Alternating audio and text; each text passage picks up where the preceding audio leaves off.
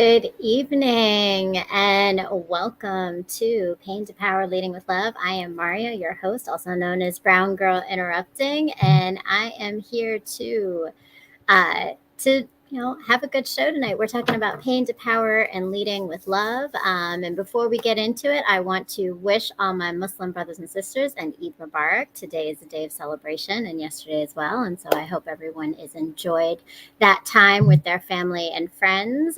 And I also wanted to just kind of start off with some thoughts that I was having about this healing journey, which is what I am constantly been on, is this pain to power is a healing journey. And particularly, I was thinking about a statement that was made by Shonda Rhimes. I was listening to something that she spoke about, and she talked about this idea that someone asked her, well, how do you do it all and do it so well? And she said, well, I do it, but I don't always do it well.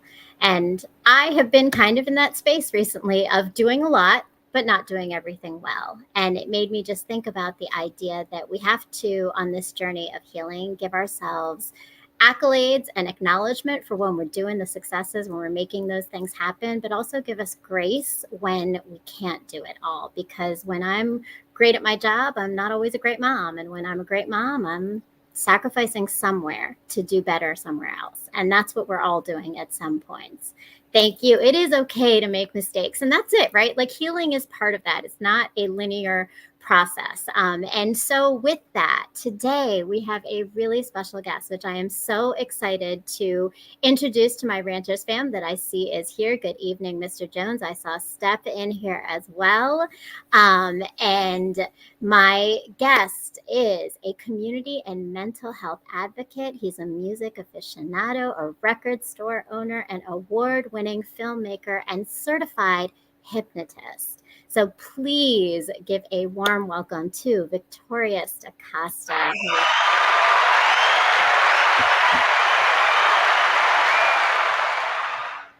Welcome. Hey, what's going on? How are you doing tonight? I'm well. Good. I'm really happy to have you here. I got the opportunity to meet you in person, in your record store, in fact, which is quite a vibe and an energy. But in that, you are quite a vibe and energy, and I was definitely drawn to that because the show is called Pain to Power Leading with Love, and I think that you have demonstrated in so many different dynamic and creative ways and award-winning ways, that pain and power can be the way to find that love of self and also to heal. And so that's where we're kind of going to go today. So I wanted to first give you an opportunity to, it's called Pain to Power. And I wanted to know, just for you, when you think about that idea of pain becoming power, what does it mean to you? Well, pain to power, what comes to mind is turning weaknesses into strengths. Like that's the first thing that comes to mind. But then I think of pain to power, I think of vulnerability, right? And what I initially think of as weakness is really just being vulnerable, right? It is really just acknowledging that, in this context, at least, I'm a human being, right? And it's not weak at all, right? And tapping into what makes me the being that I am, that's my power, right? And that's just power coming from the truth. It's the fundamental truth of who I am in the moment. Right? Because who I am a couple of moments ago might not be who I am right now. Right? The truth is constantly flowing. So even though I'm able to define myself, right, I have to look at myself in terms of a journey, right? So that pain, power is an ebb and flow, right? It's a constant cycle. From what I'm able to tell so far, it's not like an arrival, right, of consciousness on the mountaintop. We never arrive.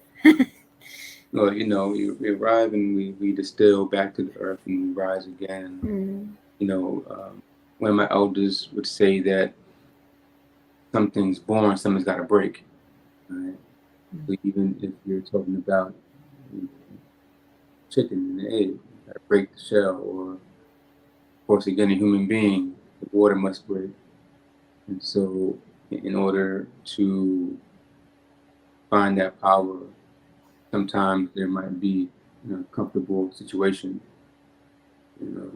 Just what comes to mind. No, I appreciate that, and it sounds like it is the inevitableness of pain, but recognizing that that's part of our humanity, and Right. it's okay, and it's part of our evolution and growing and learning. So we all are having it, and I think we talk about that all the time in the shows, that everybody is experiencing pain, whether it's in different levels, in different ways. But one of the things that's always struck me since meeting you and since looking at your films, but also in some of your interviews, your conversations, all the different ways that you're approaching things, there's this overarching kind of through line of mental health. But I don't want to say mental health, because what I really appreciate is that language is really important to you, and that was very clear the first time we spoke. So can you speak a little bit about how you frame this idea of mental health? What language is important for you to use? Because I know we've been saying mental wellness, but what does that mean to you? And what's the difference? So for me, I mean, English just happens to be what we speak in. It is not important to me, right, whatsoever. But what is important is that I offend as least amount of people as possible while still maintaining true to my point, right? But also just be as accurate as possible when I'm expressing certain things, and to make sure the words that I use are in unity with the people, and not in unity with those that would oppress the people. And from my estimation, and I didn't make it up, the term mental health has almost the same stigma that the term crazy had on it, right? Say, oh yeah, what's wrong? He got mental health issues, taking mental health. We all have mental health, right? We all have physical health. It's and what I see, whether it be the news or again general conversation, mental health usually just means to people some uncontrollable and dangerous form of depression, right? And mental wellness and even mental illnesses, there are so many, there's scores of mental illnesses, at least that are classified by the powers that be, but somehow through media and social media now, right, mental health means that, oh, you crazy, or hurt yourself, or you might hurt all of us because you deal with a certain level or a certain type of depression. Even depression, there's just so many types of depressions, right, out there. Again, I use that term depression just for sake of brevity, and I know that not everyone agrees with that term, but in the context of our working lexicon, depression is real, right? Despite what you call it, and we want to definitely make a delineation between sadness and what we call depression. Sadness, more so people might identify that might be based upon a certain circumstance, right? And depression might be something that people might not be able to identify the actual origin of it. It goes a little bit deeper, right? It's like there's a movie I used to watch called Never Ending Story, and back in the day. Yeah, I think they did another one, about 10 years ago. And Never Ending Story, you smile. I think you've seen it before. I have. Right. Yes, I know. Oh, you know what? Atreyu, it was the warrior, right? There was a warrior child in there. Do you remember what he was fighting against? Oh, I can't remember. What was he fighting against? I mean, remember it was destroying the world. Remember everything was right. The never ending. Yeah, everything was. You remember it's a big rock biter, a real big old mountain type of. At a certain point, he was like, these hands were so strong, and everything was falling apart in this wonderful land, and you had had a horse named Artex, and Artex, he drowned in the sea or the swamp of sadness, right? And then there was also this two sphinx-like structures where you could only walk through it if you were sure of yourself, right? If not, you just get zapped by the eyes, whatever. Mm-hmm. But answer to the question that I asked you, what was destroying this land, right? What he was fighting against was called the nothing, right? The nothing. And so when we look at some forms of depression, right? And you say, well, what's wrong? And the person can't really put their finger on it, right? And so that whole movie was about teaching children how to battle depression. But anyhow, so mental wellness is something that has a little bit of a healthier connotation to it, and so we try to be more intentional with that language, right? It's like even if we're using, say, for the term commit suicide, right? Because that term puts the onus of that act on the victim of suicide, right? And so we just find different ways to say different things to be sensitive to those who are ill. Yeah. So. So one, you just took me back to my childhood, the never-ending story, and added a whole lot of layers of that movie back. But I think the power of it, and what I heard is that like it really is language is our way of sometimes owning our power too, right? So to say mental wellness, it is putting the power and the onus back in the hands of someone who is experiencing those challenges, but also not labeling them as that's the only existence that they have, right? So there are so many layers to it. It's a moment, maybe, not the definition of who someone is, which is so important. But so, speaking of which, as we talk about mental wellness today, I want to know a little bit more about just what has brought you into this space of digging into it, of bringing it into, particularly your films. All of your films seem to be very much kind of the backdrop is mental wellness and healing in itself. So how does that connect to you personally? Like, what has been your story in understanding it and discovering it for yourself? Yeah, I understand. I understand. And, like as a filmmaker, I'm just telling stories that I experienced, or telling stories for people who can't tell their own stories anymore. Um, I never set out. I don't think I ever will set out to say I'm going to tell a story about mental wellness. I'm gonna, like I'm I'm working on with a friend of mine, Stephanie Carnegie, on a film about the disparity of child suicide, as relates to the Black and Brown community. Black and Brown children die by suicide, you know, a much higher rate than non-Black and Brown children, right?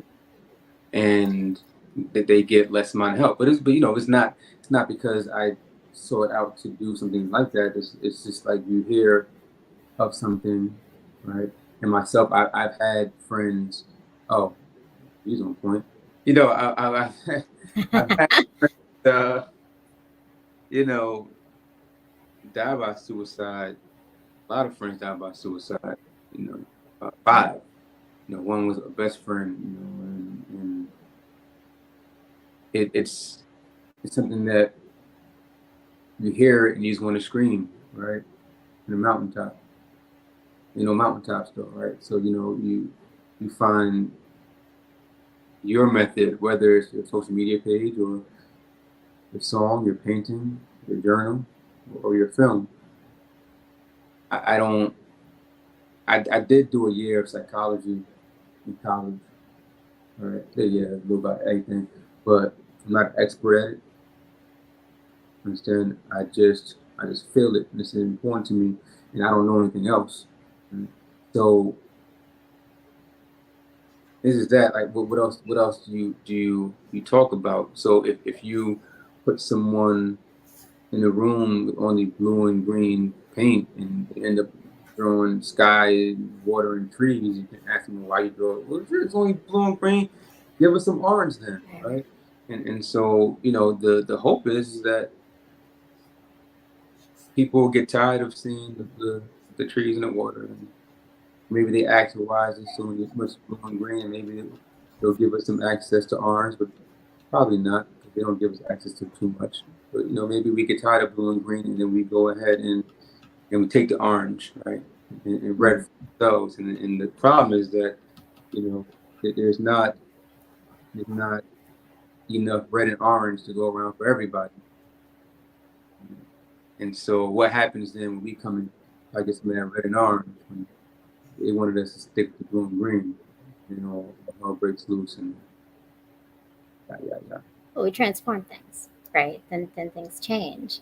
But with that, I would say, and you're a very humble person. I know that All right. you don't want the accolades necessarily, but I would say that what you are doing, though, in all of these documentaries, and particularly, right, this story about researching and learning about suicide in children, and Black and Brown children particularly, right, is giving a voice to stories and narratives that otherwise don't always have a voice. I mean, that's the beauty of a documentary, essentially, right? I'm not a filmmaker, but I would say that's what I've always taken from any documentary I've watched.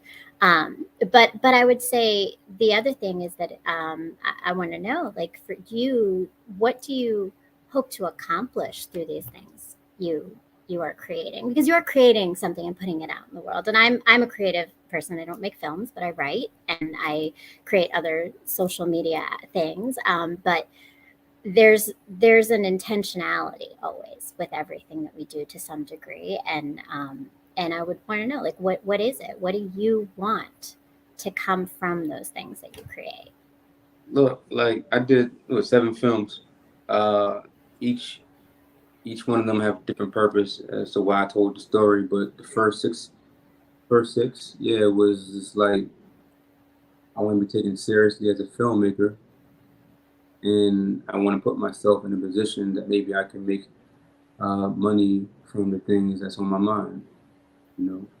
The 7th film that I was a producer of, Yusuf Balkan's film, was really about legacy. When my guy Charles Darby, who at that point was a stranger, Charles Darby reached out to me via Instagram because one of the guys from my neighborhood, Nigel, told that he knows someone that does films. He'd be able to buy Yusuf Balkan's film. Him being a childhood friend of Yusuf Balkan's, I thought of because of the legacy of Yusuf Balkan's. Right. Oh, Victoria, sorry. I'm gonna. Could you go back and say that a little again, because there was a little bit of a tech issue here. Oh, okay. Well, I don't know where to go back, but the thing is that I just try to get things off my chest and try to get paid. Honestly, like in that order, people, I guess, think that there must be more with me with that. Nah, it just be like, this is how I paint. I paint with camera and the mics and all that, and sometimes the people are real, sometimes they're not real. But I honestly just want to get it off my chest. Don't get it off my chest, then my heart's gonna explode. That's what it is. Now, if someone wants to watch that, okay. But there's a couple films that I produced and folks have seen it, but then it's not out for the public because I really don't care like that anymore. Because I do this to stay alive, right? And so it's like the floor is lava type of thing. Goddamn, one film is the couch, and I'm like, oh shit, I hop over to the next film is the sofa. If you're so privileged to have a couch and a sofa, or to know the difference, not everyone is, right? But it honestly, all this is me just dousing the flame a little bit, dousing the flame. And when I start to, because I've written a couple of romantic comedies, when I start, getting into that, it's going to be a different kind of flame. Right. Like there's so much, romance or whatever, and love in my heart. I just need to just express it, in this way. And until I can see it out on the screen, then I'm just not going to feel right. It really be about me, honestly. Now that when I spoke about being taken seriously as a filmmaker, it was more so because you're taken seriously, more doors open for you. You get some more of those colors. Now you get the yellow, you get the purple, because then they know how you get down with the blue and green. So it was that. I got a lot of no's before, but this is something that's just it's in me. I have recent ancestors who are griots, right? And so there's certain things that's encoded in my DNA to tell stories. Same way there's other things in my DNA. That there's the ability and the innate responsibility to tell stories that need to be told until things change. Mm-hmm. And there's extreme power in storytelling. I believe in that, which is part of why, I have this show, right? This is the storytelling of others sharing their narratives and their counter narratives. Go ahead, hydrate yourself, be comfortable. I appreciate that because I think again, it sounds like you've evolved even in your filmmaking, right? Like there's evolution in healing, there's evolution in creation, there's evolution in everything that we are doing, where we learn and grow with throughout the process. And so speaking of that, like I would say, what are some of your takeaways of things that you have learned about yourself in this process of creation of challenges or successes, things that you know now better about yourself? Through the filmmaking? I don't know. Through filmmaking or through, I mean, there are a lot of different avenues that you are in. So I would say filmmaking seems to be one. And I know that we just kind of went into that a little bit more, but you are also, you have a record store and you were a former DJ, obviously a music aficionado. I love that I know that you're not at home right now, but you have the great setup behind you of the vibe. Know where I'm at, then you gonna know where I'm not at. This is the other room. What are you talking about? It's my records over here. It's interesting because I don't know what I learned because of the things you mentioned. The way that I feel it is that I'm able to manifest the things you mentioned because of what I learned about myself. It's kind of like in reverse, right? And it's hard to say anything, but the things that I learned is what you see. But if I were to give a conventional answer, I learned that I'm nice. I'm nice. You know what I'm saying? Like, my kung fu is excellent. And I learned that, and I use that. You know what I'm saying? But it don't even be that deep to me. It may be something that I'm able to probably better understand and better express a little bit later on in life after more of the journey. Right now I'm in it. I haven't stopped doing it, and while I stop to smell the roses, I haven't stopped to really analyze the changes. But I know that, again, like each thing that I do is a manifestation of a change in me. So it's like the hypnosis, right? That's not something that I was born saying one day I'm gonna be a hypnotist. Not at all, right? And I had been a client of hypnosis 2012, I think, the first time. Nah, it's wrong. 2011. Big difference, right? But yeah, you know, first I've been client hypnosis. I've been in therapy since I was 8, you know, off and on. But hypnosis is that right there was at a certain point. I was like, all right, this is a new chapter of me. Same thing on, you know, opening the record store with my guys, Rakim and Ali. You know, it's if you want to see my growth and development, see what I put out into the world. Again, it's not going to change what I'm saying, right? Like my expression of whatever is inside is the art that I present to the world. So even the hypnosis, you know, that's an art, right? The record store, and if you've seen it, you see what we did over there. No, that's art, right? Yeah, it's The films, the music, it's all art. And so we started this with English. You know, I was born here, so I got to speak it a little bit, right? But it ain't my first language, right? And so, you know, when forced to express some of these answers in English, it's like, I don't know. Just look at that painting I painted. That's what it is. You can't describe in blue, green, yellow. You can't really put that in a word. I can just show it to you, and that's why it comes off so ill when you see it, because it's just raw me. But then one day, you know, one day I'll be able to sit down and write about it. That's why my book ain't come out yet. I've been writing a book for 20 damn years because there's no real words, you know. There's no real words that I'm aware of. I don't know that much. Mm-hmm. But you move from the heart. Yeah, I move from all of it. My heart, your heart, just all the hearts. I feel all the hearts. Right. That's awesome. That's awesome. So, I mean, in that way, you know, one of the things that, and there's the record store. It's uh, Dumbo. That's CBS. I was on CBS.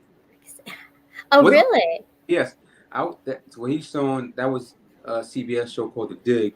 Shout out to El McLogan who had us on there, but I was on CBS in 99 or 2000. I was part of a dance troupe for Cheryl Byron and Something Positive. Cheryl Byron, she passed, rest in peace. I did not dance though because I wasn't nice with it, but they had me doing some stuff on stage, some acting stuff, but I was not part of any of the stuff because I couldn't get the routine as African. Right. It's a different creative outlet, right? Threw me in there. I don't know why I even stepped in that joint. I don't know why, but CBS twice, you know, what up? But yes, you were saying if he gonna throw things on the screen, I'm gonna talk about him. No, and that's great. Actually, I want to go back because I like, let's talk about your record studio because everything comes from the heart. Like, and this, you know, this shop, you can see the vibe. I mean, I was really lucky because I got to go and hang out in my one trip to New York, and it was beautiful because there was a candle making experience. So it was not just it, and that's the other piece for me is that what I notice is I feel like, and I know everything comes from the heart, but I am an analyzer. And so that's what I'm going to do is kind of like dig into more of, well, where's that from, right? So let's talk about this wall of photographs because I think that was really, that's a beautiful thing that really frames the energy and the community that comes into your space. Can you talk a little bit about those photographs itself and just, you know, how does community come into the space that you're creating? So the photographs on the cork board, that was an idea that our interior designer, Layden Lewis, he had that idea. He understood what we were going for as far as the concept of legacy. He said we should have a cork board, we should have photos, and we were going to print out photos on a Polaroid, but decided like I have a whole lot of photos from my father's little barrel. When he died, a big old barrel. I got stuff, told the fellas go get some of their stuff, and we just put them on. So this is our family, and my other partner Ali, he has a lot of photos of himself as a child. Brock Kim has photos of his family, and I have a lot of photos of people who are in my family, but I don't know who they are because it was the 60s, whatever. I don't know all the people, but their family though apparently. And community space, like, you know, we we're a record store, but we really are a community space. We are a place where people can come for, I believe the word is respite. I don't know. Somebody can look that up, tell me. But we're Yeah. a place. Cool. Got that one. Boom. English wins again. So it's a place where people can. I'll say this, for example, it was a 17-year-old kid. I think his name was Jordy Banks, and walked in there. Was like, wow, whatever. Right? He said, I never thought I would see something like this in my life. Right? And of course, I told him to say it again. I put it on camera. But for a teenager to say that, and he was next door. He just came by. It just felt good because we brought something new, not just to the universe, but just to a child's life, on an individual, personal basis, where he then learned, well, maybe there are some things that I never thought that I would see, that I might see, that I couldn't even conceive. And I was like, what you mean by that? He's like, just like this thing, So it's really a place for the youth. It's not a place, though all are welcome, it's not a place for like people who are firmly entrenched in the vinyl culture, that are pretentious and judgmental. It's really a place for people who are just really discovering or rediscovering vinyl, or rediscovering their relationship with vinyl. But it ain't about like selling records. So we constantly have experiences like that. That's the one that just touched me very early. We had in October of last year, we had a couple of our vinyl clients had their wedding reception there. Like they got married on the block under the bridge, ate some dinner, another block, and they wanted to have their actual wedding party up in Legacy. And that just means something. We had a couple, they bought records just so they can bring to their wedding and have people sign the records, like the guest book sign the records. And so it's like we just be a part of people's story. I know I got my first records, my Salt and Pepper, my Kid and Play, my Pomade, from a record store on Continue in Flatbush Avenue. Right? And so just to know that sticks in my mind since I was 12 years old, for us to be a part of so many stories is really important. And keep forward with dignity, of course. And then, being in a Dumbo neighborhood, the Vinegar Hill neighborhood, 2 blocks away from Farragut houses, but 2 blocks away from other things, things that are deemed as beautiful. We occupy space right in the middle, and we know we have a responsibility to the community, right? That was there before us, and even the spirit of the Lenape people, right? Darcy people, who were here hundreds of years ago before the land was seized, right? So we have responsibility to just those spirits, for lack of a better word. And so the principles, integrity that we hold as legacy is very important. And when you go in there, it can feel like a shrine, because you have, people might not know it, but you're looking at a lot of people who are not here anymore. You're looking at artifacts of people who are gone. There's a lot of energy that been preserved through our love for people who just aren't here. And when you walk in, you might not realize it, but some do. A woman came in there and she had said, wow, her legacy. She came in with her family, and they, not for records, just passing by because it's beautiful. You want to like, oh, what's that? Yeah. Fly, right? Because it'd be nice. So she said, oh, legacy. And I tried to engage, right? And I said, what's legacy mean to you? Because she was like, oh, legacy. And then she says, well, excuse me, in reverse, she asked me first, what's legacy mean to me? She asked me first, actually. And I told the story. I don't want to get to the whole story. I told the story. And then without prompting, I asked her, "What does it mean to you?" Mhm. And I made a little story. So, or Legacy is the name of my daughter. She died. You know, um, and oh, okay, and now this, and so she said that she felt like it was a sign, right?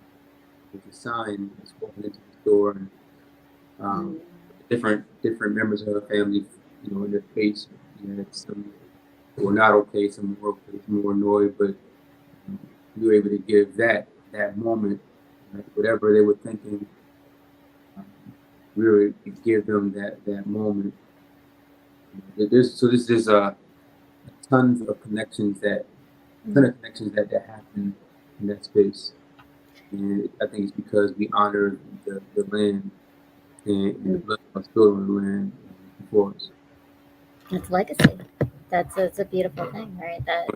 That is honoring everyone that's come before us and their impact. But I think the beautiful thing is you've just shared these organic stories that happen. Facts. Is the way that when you create something, right, people come and it impacts people beyond the sense that you would even know, right? You're not going to know that would have that experience with that woman would have happened, but you created something and it did. And that connects so many pieces of spirituality that I do want to get into. But before we do, we're gonna take a break. Before we take a break, I actually want to. I know we have a lot of our Ranters fam showing up and supporting, and I just want to give a shout out to them. V Smiles, thank you, V Smiles. Salute to the panel in chat. Redemption is here. Salute all, and I know I saw some other folks. Mr. Jones, 169. Good evening, everyone. And Steph got brown girl. Are you shooting your shot? I'm not sure. I'm always shooting a shot of some type, Steph. So yes. So with that, we're actually going to take a quick commercial break. And as I've shared before, I am a writer. I actually just recently wrote a new blog post. But if you want to learn a little bit more just about my story and how I have expressed my own creativity and found my pain to power path, take a moment and just take a look, find out more about me. Hi, my name is Maria, but you are soon going to know me as Brown Girl Interrupting. And what I mean by that is that very soon, hopefully, you're going to be following my blog.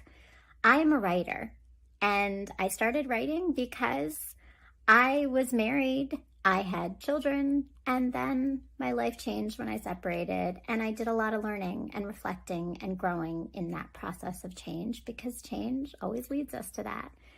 And I've decided to share that with the rest of the world, because sometimes hearing that someone else is going through the same thing as you, or understanding and putting words to the feelings and experiences we're having, helps us to heal from them, or grow from them, or learn from them.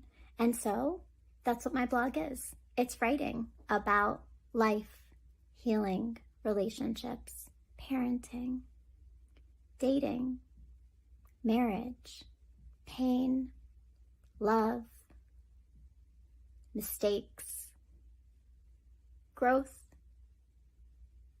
and coming out whole still in all of it as a human, flawed, but always open to new things. So that's my life, that's my journey, and it's written in this blog.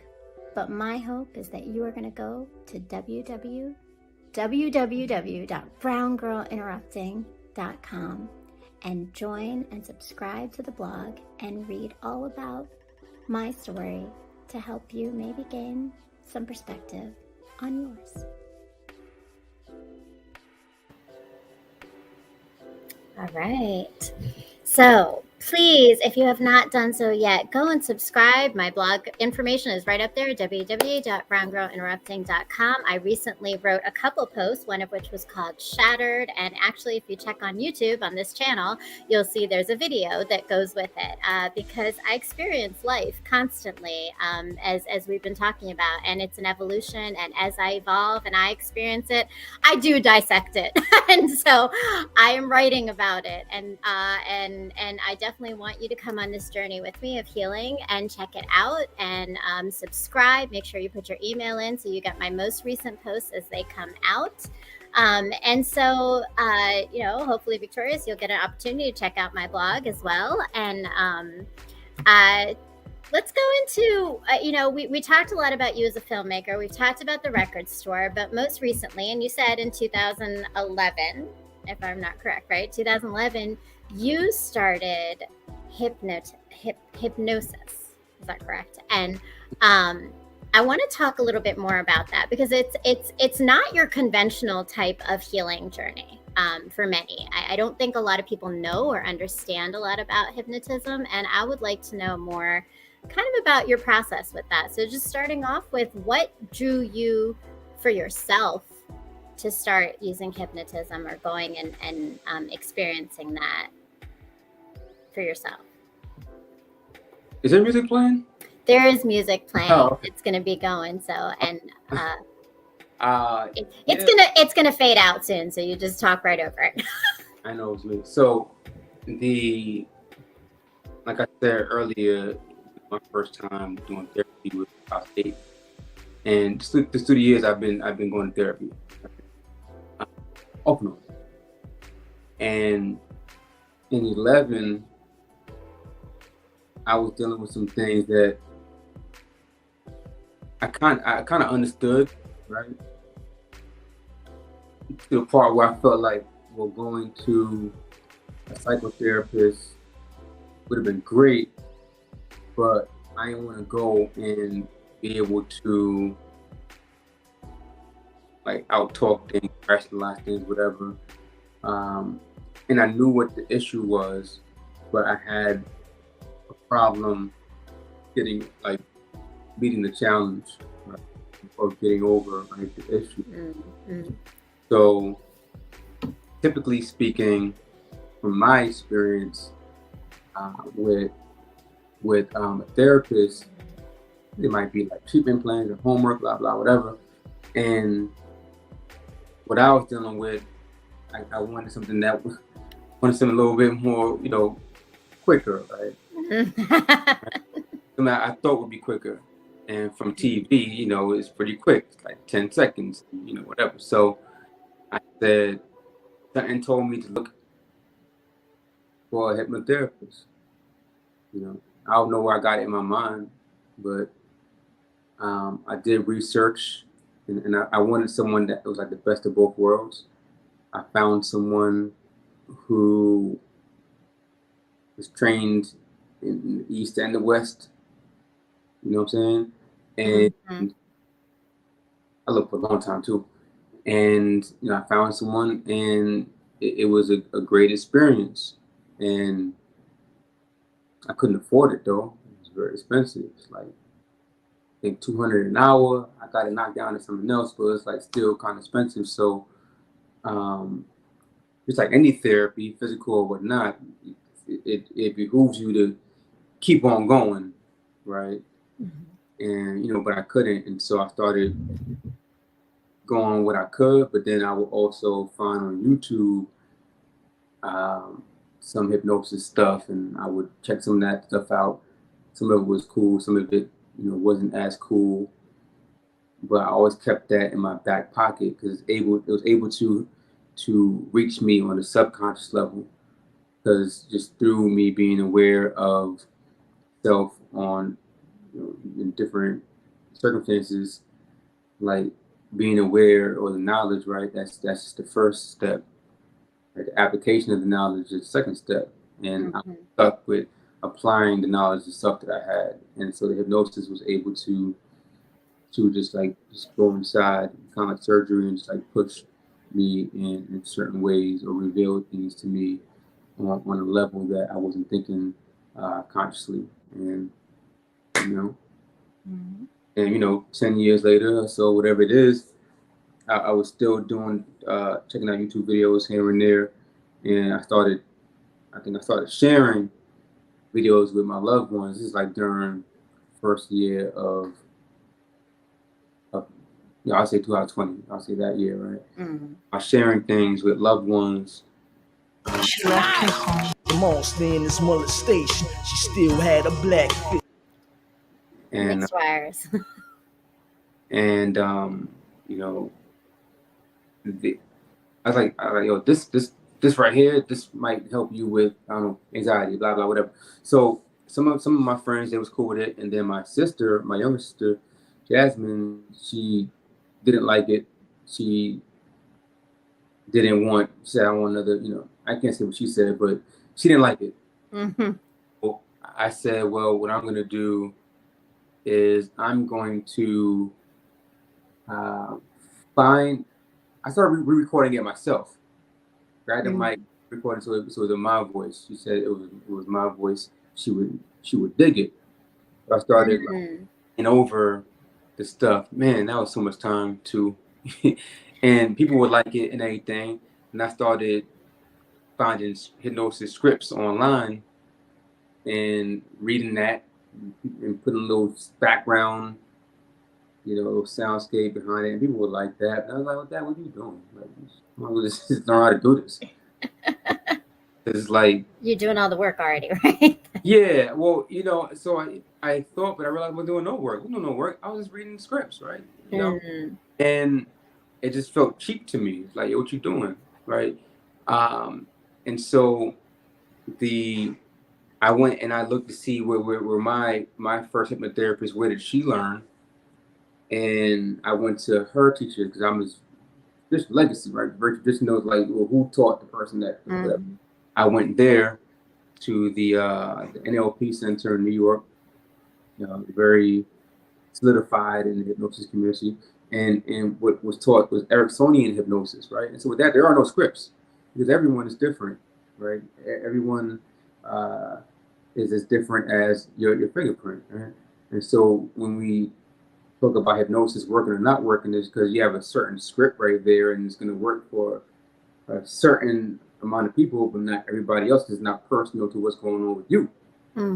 So Milton Erickson, who is the founder of Ericksonian hypnosis, which some consider to be the second generation of hypnosis, he was in psychology world, very big in psychology, very big person.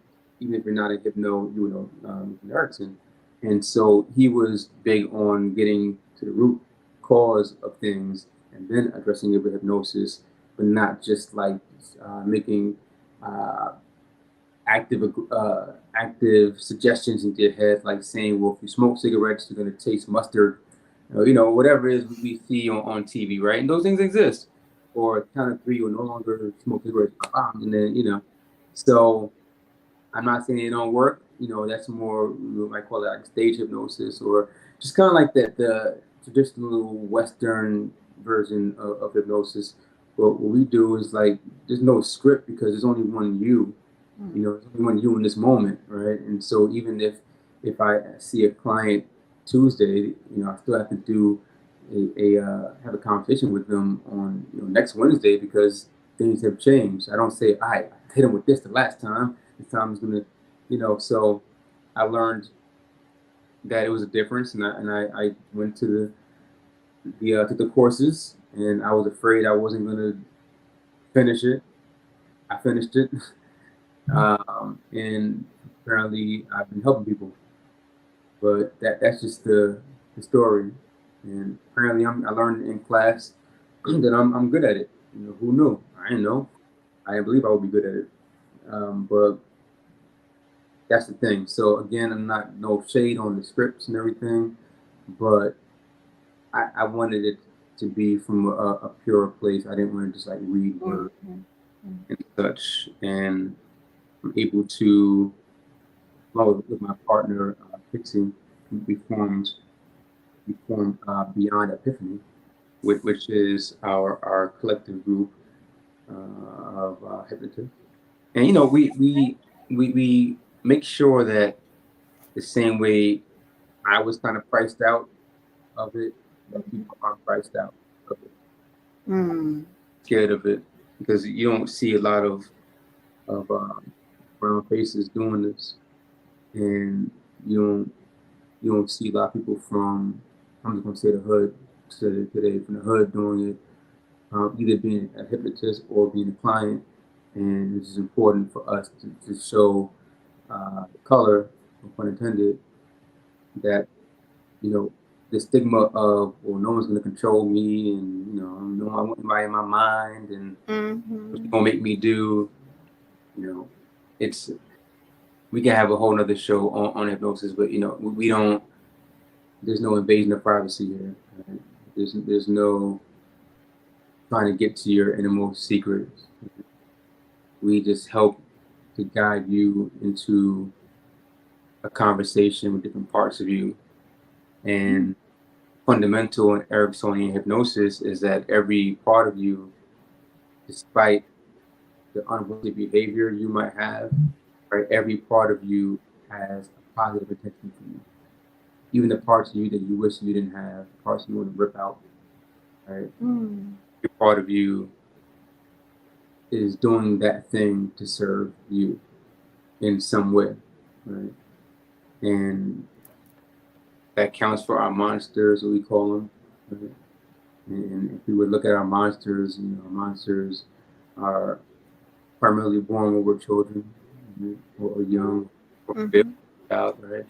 And you would have to give everybody some paper and pen and say, "We'll draw your monster." I'm sure there won't be too many fangs and stuff. Probably be like teddy bears, like eye missing or something like that, whatever. You know, it's like give your monster. Clowns. Right. And so we're just operating with this child in charge of our defense, right? Mm-hmm. Very young, how to defend ourselves, what's happening. So, and you know, it's time for us to take the child out of the driver's seat, because that's dangerous, and a child driving around. But before doing that, just we help you to understand, well, what is, let's say, that child's, you know, or that part of you, what is the positive intention that you have, right? And do you know that this hurts her? Right? You know that this is not serving her. And is there another way you can help reach this goal without doing this thing? Right? There's also people who want to stop doing things, right? They want to stop overeating sometimes.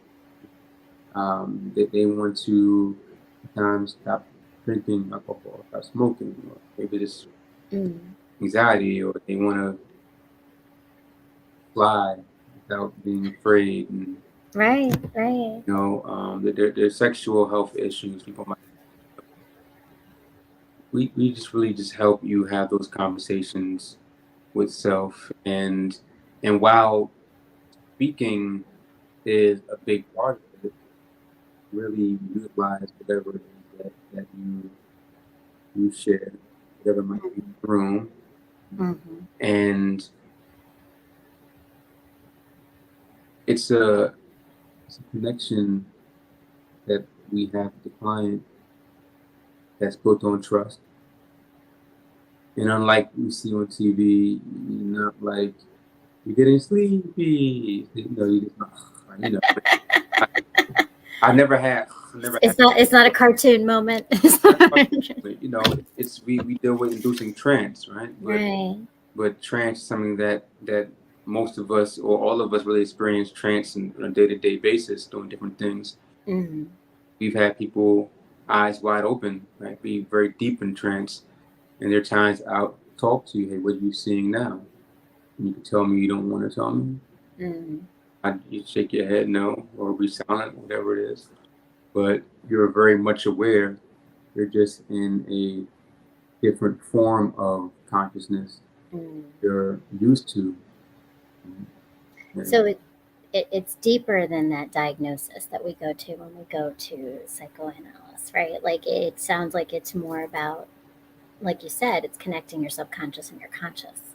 Yeah. So I'm just not gonna say deeper, because that, hey, get it how you live. I mean, psychotherapy might be the best thing. I don't want to say deeper. It's just a different type, different kind, a different level. And it's based. And again, remember, it's based upon that, right? Because Erickson, the therapist, right? It's based upon that thing. It's just a different branch of you know.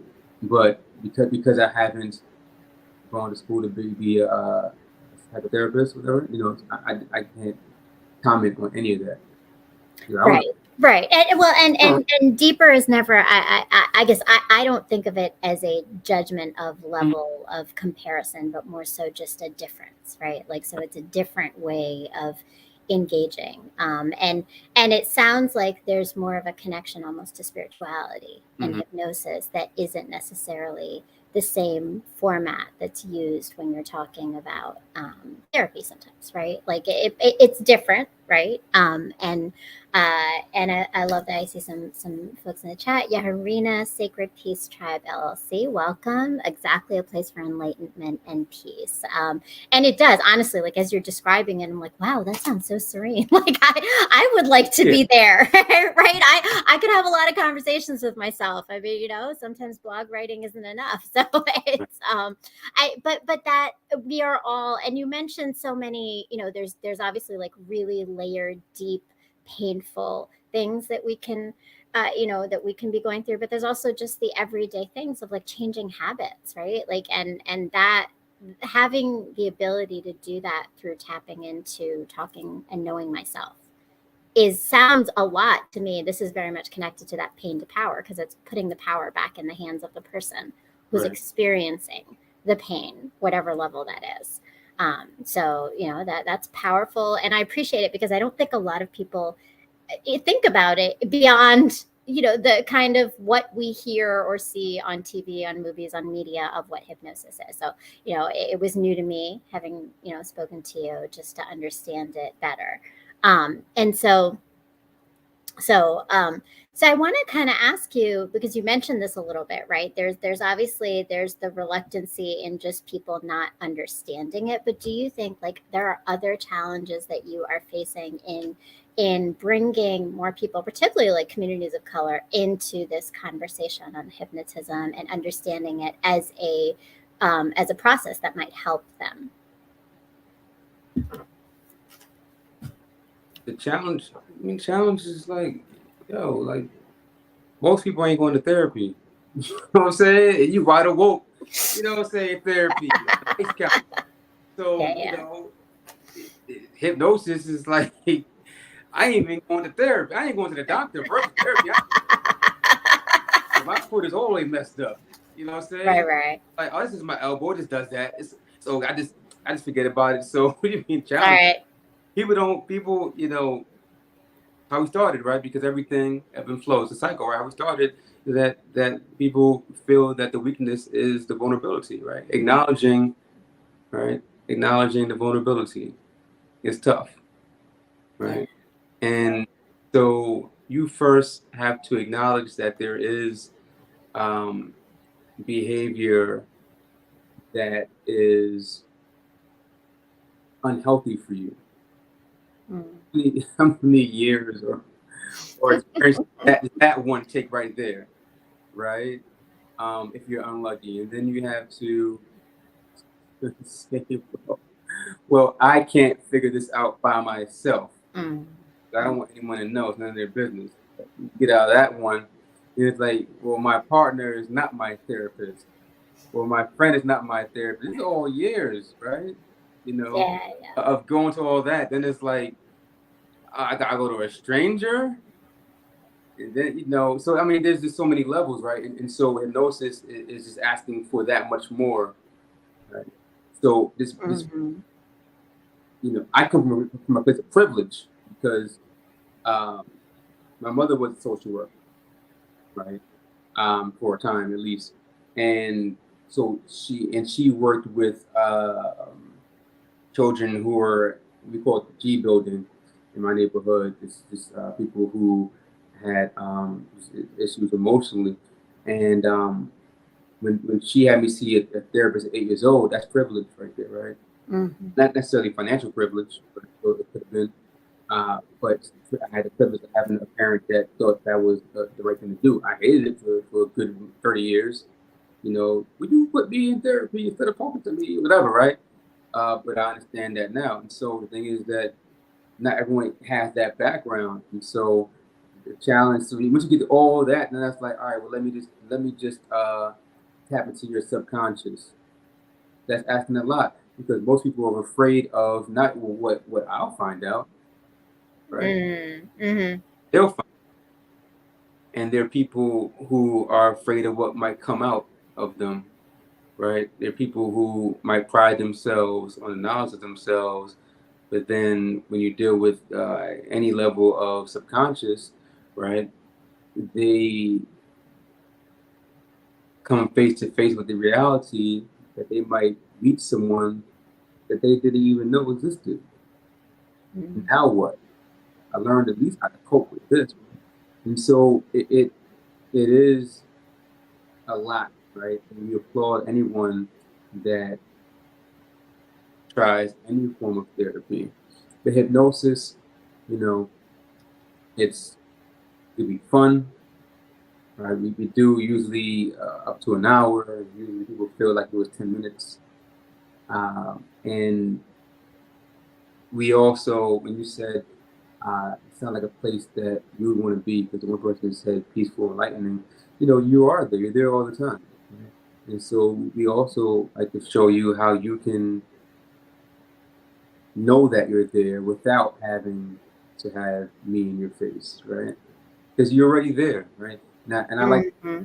all my clients know, because it's towards the end that they found somewhere that they really want to be, or they found a memory that they don't want to let go of, and they feel it like a full body experience. They can feel grandma's carpet under their feet, right? They smell the kitchen. Mm-hmm. That they remember certain things, and they feel like they're there, and it's like, well, hey, it's time to be aware of the things that are in the room, right? Mm-hmm. Time to be aware of the laptop. It's time to be aware of the black couch that you're sitting on. Maybe you have a painting behind you, and maybe And that's huge, right? Because I think like let me back just to like, oh yeah. put the cap on that, right? Mm-hmm. Let them know that don't worry, you're not leaving anywhere. This place is always with you. You always go to that place. Right? Yeah.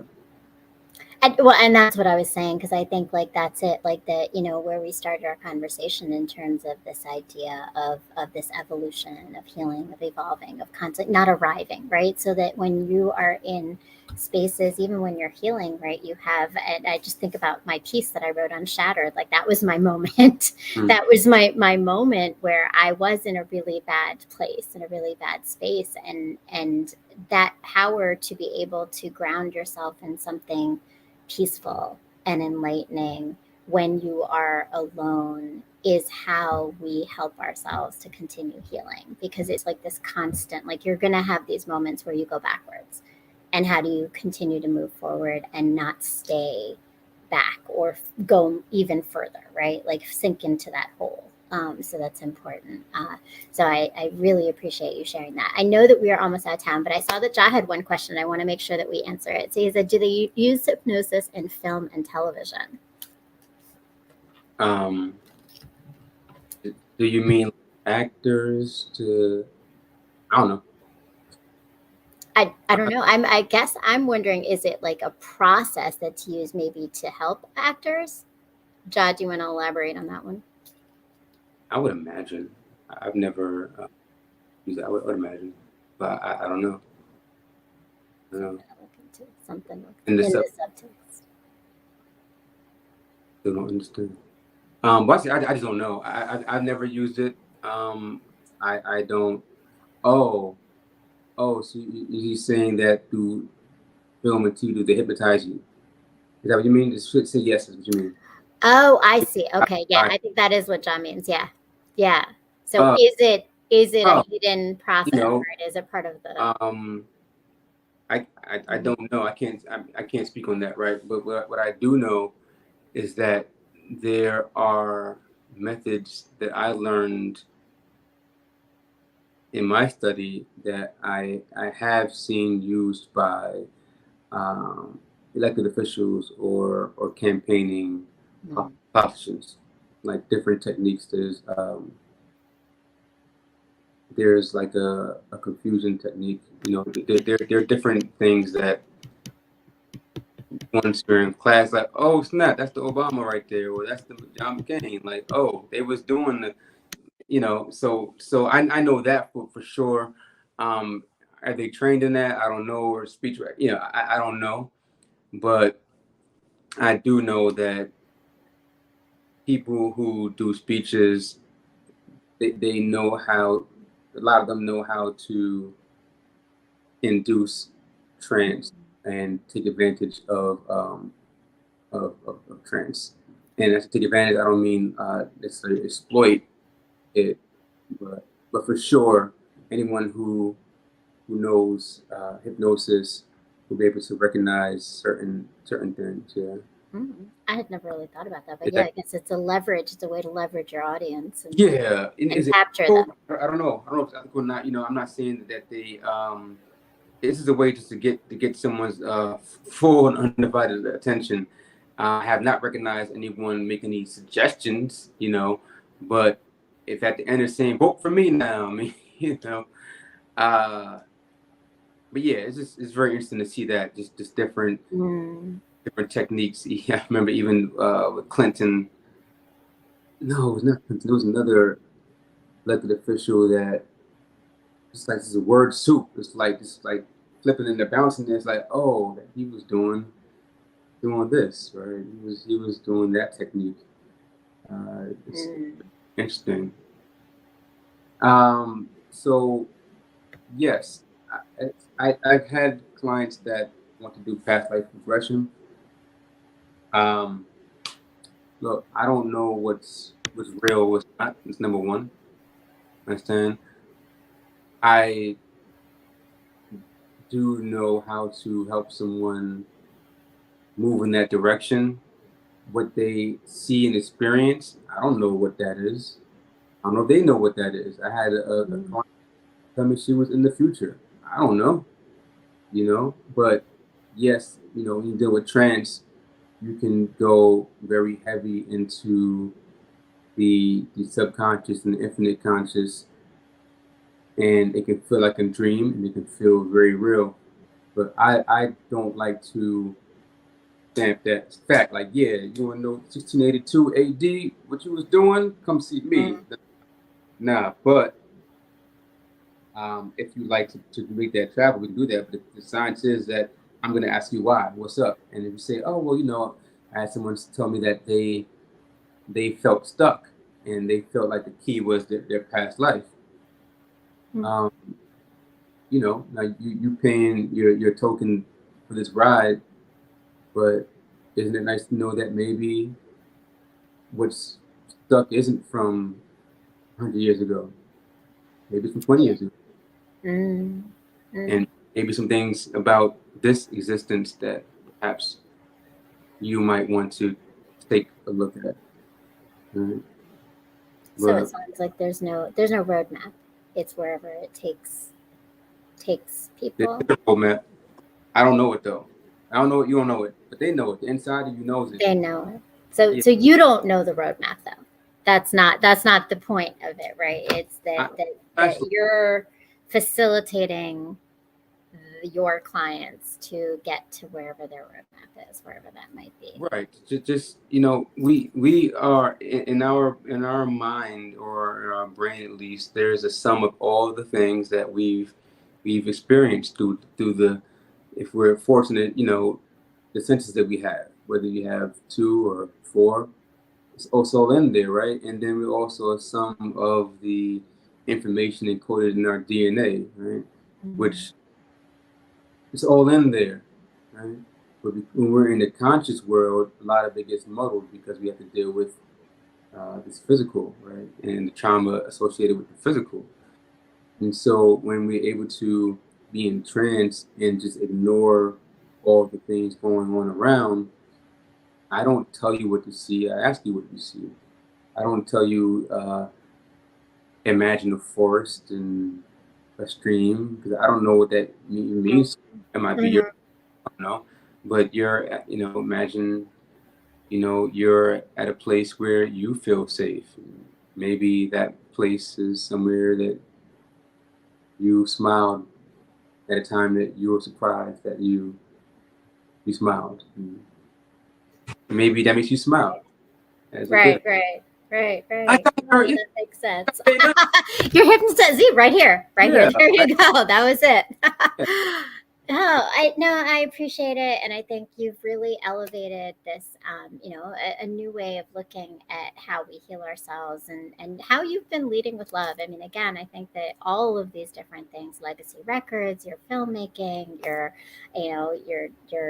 clearly what you're doing with hypnosis, like all of it is leading with love, and helping others to either discover what their pain is to get them power, or elevating and highlighting those painful moments that some are experiencing that others don't know by sharing their narrative. So, I really appreciate you coming on, Victorious, today, and giving us your time. I know that you gave us a little extra of your time today. It's been a late night, but thank you so much. And thank you to all of my Ranters fam and all the audience members who tuned in live or are watching us after the fact.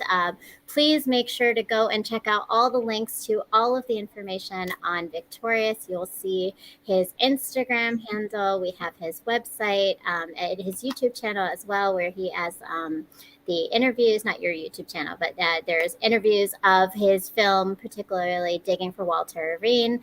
And definitely check out, if you want to know more about the hypnosis, the email to contact him to learn more about that. And do you do virtual sessions? I think that was one thing I want to just make sure that we clarify, because if we're not in New York. Right. You would do Zoom. Yes. Wonderful. So definitely go check it all out. Contact him. Follow me, Brown Girl Interrupting. I'm on Instagram, TikTok, obviously this YouTube channel, Brown Girl Interrupting. Make sure you subscribe, hit the bell for the link so you get notifications. I will be back here next Sunday at 9:00 for another episode of Pain to Power, Leading with Love. And please go make sure you go and read those blog posts. They are, I've got a couple new ones. And again, it's all just about taking pain, turning it into power, and healing in this collective of trying to find our peace and enlightenment and center. So thank you again. Have a beautiful week, and I will see you all next week again. Thank you, Victorious, for your time. And of course, to Jaw Logic, our producer, who is amazing and always shows up with everything. So I have to thank him. Thanks to the Ranters fam, and have a beautiful night, everyone.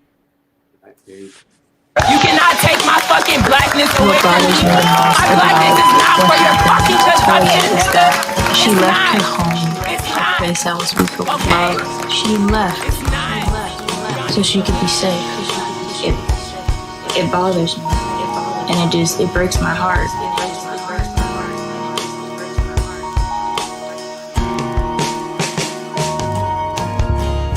Through the hate, peace was still a foundation, and love for the black man was in the conversation. Past the monster in his molestation, she still had a black fist up, march hard for our nation. Say her name, we pouring out libation. This is the tone, we elevating vibration. A black woman, you're hurting in vain. Honestly, as a black man, I feel so ashamed.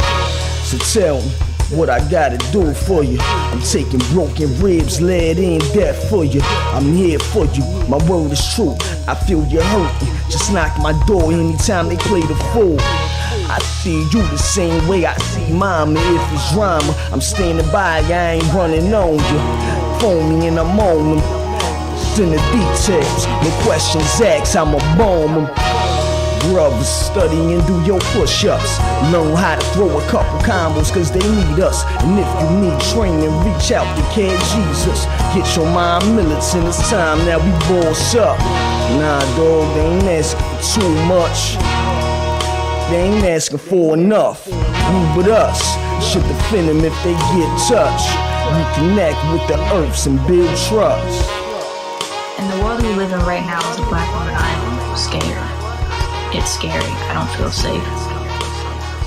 If someone is out of line, you gotta say something. And black men, when you see that a black woman is not safe, that she is in danger, I feel like you should naturally take on the responsibility to protect her. When I think about the fact that I don't know for sure if Toyin had a black man in her life at any point, really, truly, and genuinely protect her. I feel like so much of her life at 19 years old was just filled with pain and abuse. It's scary. Like, we gotta protect each other. We gotta love each other. We are all fighting for the same things. We wanna see change. We wanna stop seeing our brothers, sisters, uncles, cousins, fathers being taken from us, our children. We wanna stop seeing it happen, but we gotta start right where it begins, with each other. It bothers me, and it breaks my heart. I really don't know what else to say. I just feel like I had to say that, and I just wanted to be real and honest with you guys. Just protect each other, man. Love each other. Black men protect black women. Black women, we just continue to protect black men and do what we can.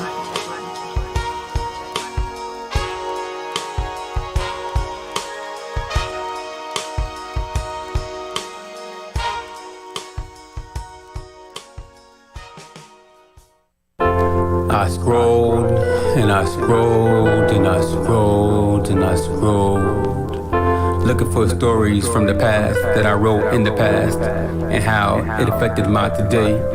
My nights, my nightmares, my dreams, my hopes, my abandoned shell of a soul. I couldn't find that page.